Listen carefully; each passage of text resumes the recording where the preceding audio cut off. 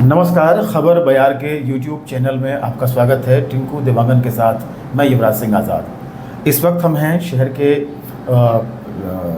Bus stand road में और यहाँ स्थित है डॉक्टर आर.एल. का हॉस्पिटल, जहाँ एमएमआई नारायणा से आज विशेष तौर पर आए हैं वरिष्ठ हृदय रोग सलाहकार डॉक्टर सुनील गोंडियाल साहब। उनसे बातचीत करते हैं कि किस तरीके से शायद पहली बार यहाँ आए हैं और पेशेंट देख रहे हैं और जो ज़रूरी सलाह है हृदय रोगियों को वो दे रहे हैं। तो क्या कुछ अभी तक पेशेंट देखे हैं आपने और क्या कुछ जानकारी देना चाहेंगे? बहुत बहुत स्वागत है डॉक्टर साहब। नमस्कार। सर, ये बताएंगे कि आप यहाँ आए हैं तो मुझे लगता है पहली बार आए हैं यहाँ पर, तो अपने आने का सबब बताएंगे।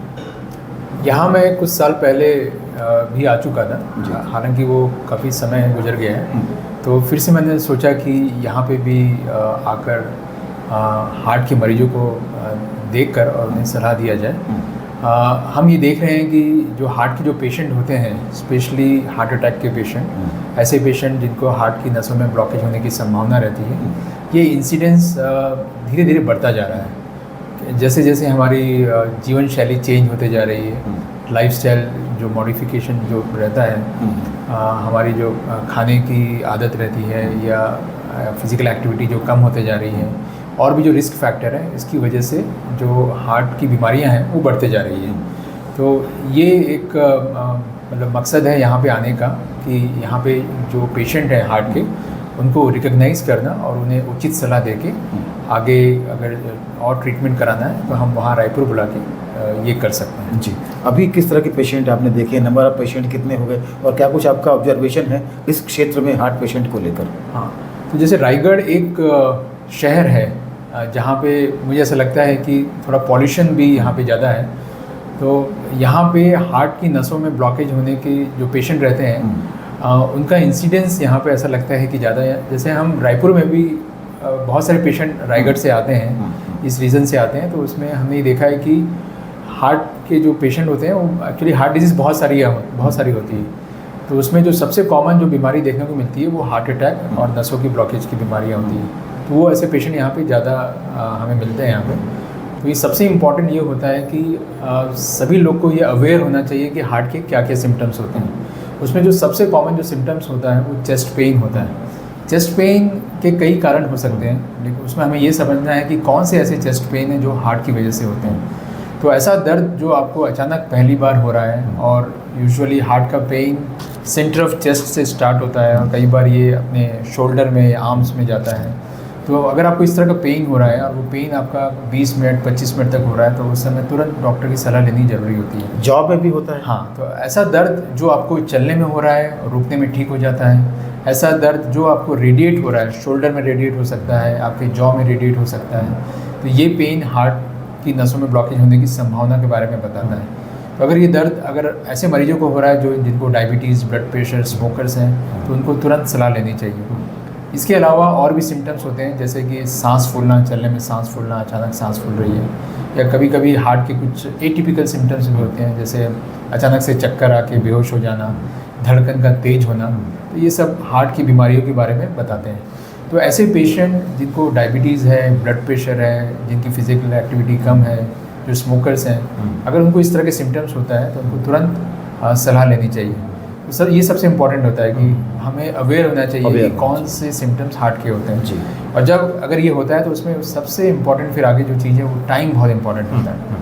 अगर आपको चेस्ट पेन हो रहा है, स्पेशली अगर आप डायबिटिक पेशेंट है, तो डॉक्टर की सलाह आपको तुरंत लेना चाहिए। क्योंकि इसमें इम्पॉर्टेंट ये है कि अगर हमको हार्ट अटैक है तो उसमें एक हम बोलते हैं गोल्डन आवर। तो गोल्डन आवर यूजुअली 2-2.5 घंटे का होता है। तो गोल्डन आवर उसको कहा जाता है कि अगर आप इस समय अगर अपना इलाज कर लेते हैं तो ये संभावना रहती है आप हार्ट को 90% बचा सकते हैं।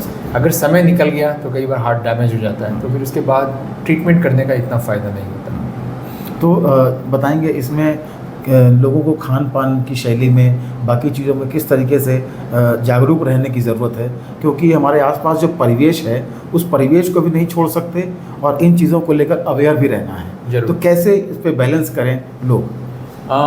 जैसे मैं आपको अभी बता रहा था कि ये जो हार्ट की बीमारियां रहती हैं 70-80% टाइम ये अपनी लाइफस्टाइल से जुड़ी रहती है, हमारी जो जीवन शैली है। तो उसमें जो सबसे इम्पोर्टेंट चीज़ होता है, तो सबसे पहले होता है आपकी फ़िज़िकल एक्टिविटी। तो एक्सरसाइज उसमें सबसे इम्पोर्टेंट है। तो एक्सरसाइज बहुत सिंपल एक्सरसाइज करनी रहती है, जैसे आप ब्रिस्क वॉकिंग कर लेते हैं या लाइट जॉगिंग कर लेते हैं। जल्दी चलना जिसे हम कहते हैं, वो बहुत इम्पोर्टेंट होता है। तो वो कम से कम आप दिन में करीब 30 to 40 मिनट्स आपको करना चाहिए, और हफ्ते में कम से कम 5 से 6 दिन करना चाहिए।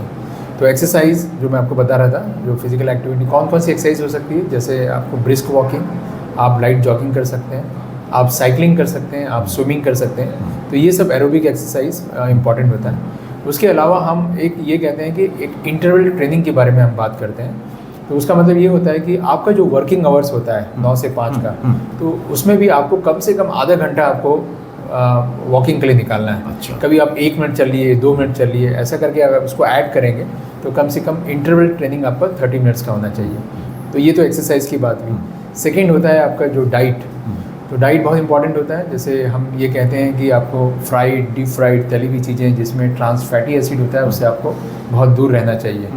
तो डाइट सब्जियां ज़्यादा होनी चाहिए, वेजिटेबल्स, सैलड्स, फ्रूट्स, ये सब ज़्यादा से ज़्यादा खाना चाहिए। तो ये डाइट हो गया।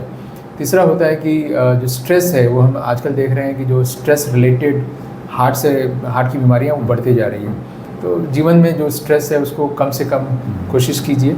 अपनी जो पॉजिटिव हॉबीज़ हैं उसको आप इम्प्लीमेंट कीजिए अपने लाइफ में। तो वो भी बहुत इंपॉर्टेंट होता है। लेकिन स्ट्रेस का जो अभी दायरा है लगातार बढ़ता जा रहा है, क्योंकि जैसे मैंने परिवेश की बात की, तो परिस्थितियां जो हैं, जो मानसिक स्थितियां लोगों की हैं अलग अलग तरह से, तो कहीं ना कहीं स्ट्रेस का जो है वो लेवल बढ़ता जा रहा है। बिल्कुल, आप बिल्कुल सही कह रहे हैं कि हम ये देख रहे हैं कि स्ट्रेस का कंट्रीब्यूशन हार्ट में ज़्यादा बढ़ रहा है आज की डेट में। तो हमको अपने ही तरीके से, अलग अलग तरीके से निकालना पड़ेगा। तो ये इंडिविजुअल का अपना अपना रहता है कि हम कैसे उस स्ट्रेस को रिलीव करें। बहुत सारे कारण हो सकते हैं इसमें। जो सबसे इम्पॉर्टेंट है कि आपको हमेशा लोगों से कम्युनिकेट करना, जो सोशल एक्टिविटी है वो कम्युनिकेशन बहुत इंपॉर्टेंट होता है। हमें कभी भी अलग थलग नहीं रहना है सोसाइटी से। हमको लोगों से मेल जोल बढ़ा के रखना चाहिए। आपके फ्रेंड्स हैं या आपके जो रिश्तेदार हैं, उनसे आप मिलते रहिए। दूसरा, आप बुक्स पढ़िए, आप योगा, मेडिटेशन का भी उपयोग कर सकते हैं। आप एक ग्रुप डिस्कशन या एक ग्रुप बना के भी कई बार स्ट्रेस को रिलीव किया जा सकता है। अच्छी नींद होना भी बहुत इम्पॉर्टेंट होता है। ये भी देखा गया है कि आजकल जो स्लीप डिसऑर्डर्स हैं, अगर जिनको कम नींद आती है या बहुत समय से अगर इंसोम्निया टाइप का पिक्चर है, तो ऐसे लोगों को भी हार्ट में बीमारियां होने की चांसेस ज़्यादा रहते हैं। जी। तो एक अच्छा नींद होना, अच्छी एक्सरसाइज, अच्छा डाइट, अच्छा सोच, ये सब इम्पोर्टेंट होता है। अच्छा कम्युनिकेशन। हाँ, और एक और चीज़ें हम जो भी देख रहे हैं वो होता है पॉल्यूशन। तो अभी हम देख रहे हैं कि air pollution, sound pollution, light pollution, ये तीनों का कंट्रीब्यूशन बीमारियों में होता है। आज की डेट में हम देखेंगे कि इसका कंट्रीब्यूशन एक्चुअली बढ़ता जा रहा है। तो हम इन सब चीज़ों से कैसे बचें, as a individual, as a society, as a city, मतलब हम कैसे प्लान करें जो हम इन सब चीज़ों से बच सकते हैं, वो भी इम्पोर्टेंट है। बहुत बहुत धन्यवाद डॉक्टर साहब बातचीत करने के लिए। और निश्चित तौर पर आपने जो बातें बताई हैं, इससे हमारी ऑडियंस जो है वो देखेगी और काफ़ी कुछ उनको लाभ होगा, ऐसी उम्मीद कर सकते हैं। बहुत बहुत धन्यवाद आपका। और इसमें मैं ये भी कहना चाहूँगा कि जैसे हम ये OPD स्टार्ट कर रहे हैं, तो नेक्स्ट टाइम से हर महीने फर्स्ट संडे मैं इस हॉस्पिटल में रहूँगा पेशेंट्स देखने के लिए। तो बहुत बहुत धन्यवाद आपका एक बार फिर। तो ये थे डॉक्टर साहब जो जिसमें बता रहे थे कि किस तरीके से अभी परिस्थितियाँ बन रही हैं, ख़ासतौर पर हृदय रोगों को लेकर, और कैसे उनसे बचा जा सकता है, कैसे हम अपनी जीवन शैली में थोड़ा सुधार करते हुए, संतुलन बनाए रखते हुए, कैसे हम हार्ट की बीमारियों से हम बचे रह सकते हैं। बहरहाल बहुत बहुत धन्यवाद आप सबका। और आप हमारे इस YouTube चैनल को लाइक करें, सब्सक्राइब करें, कंटेंट ज़्यादा से ज़्यादा शेयर करें, जिससे लोगों को लाभ हो सके। बहुत बहुत धन्यवाद आपका।